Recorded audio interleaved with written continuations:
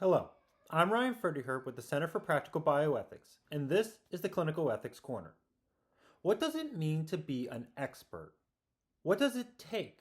And when does somebody's expertise become beneficial to others?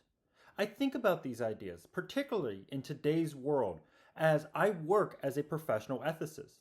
Do I understand morality more than others? Or, if so, what is my role to others as an expert? These thoughts remind me of a patient encounter I had a few years back. The patient was an 84-year-old female in the intensive care unit, suffering from multi-system organ failure. For lack of better words, she was dying, actively dying, and there was nothing the medical team could do to prevent it.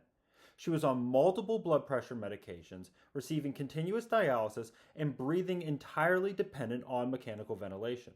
Because of how sick she was not able to communicate with the team, and we did not know what her medical wishes were. She had two family members that were involved in her decision making, her husband and her son. Her husband said that she would not want to continue on like this if there was no chance of her making a full recovery. But her son did not agree. After days of conversation, the decision needed to be made.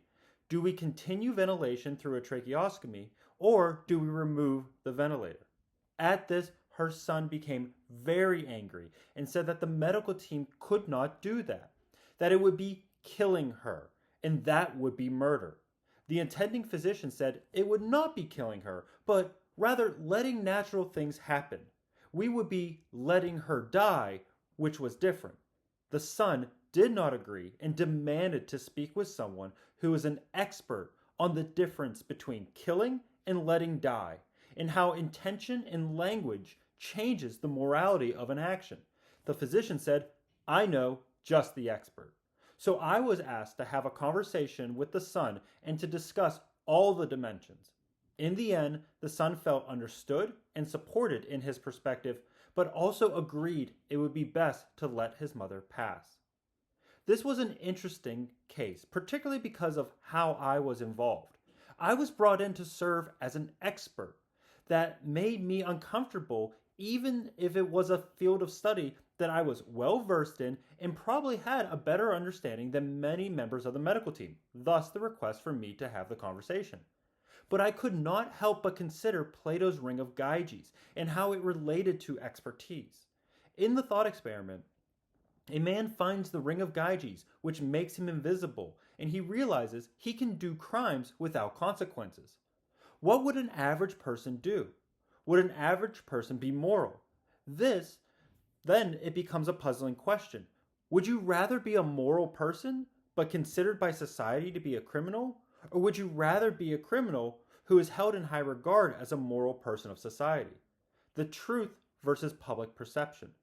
I think about this in terms of myself. Am I an expert, or am I simply regarded as an expert? And what is the difference? Expertise is challenging concepts because it is all down to societal views in comparison to others rather than the possibility of objective truth. I keep my perspective that it does not matter if I'm an expert or not. What matters is what I do with my knowledge, skills, and expertise. It did not matter if I was an expert to this patient and family. It did not matter if I was an expert to the son, even though he asked for one. What did matter was what I was able to do and how I was able to talk and support the struggling son. He came to a better understanding of his mother's condition because of my conversation. Expertise holds little value to me if it is not used to help others, and that is what really matters. Thank you. I'm Ryan Pferdehirt with the Center for Practical Bioethics, and this has been the Clinical Ethics Corner.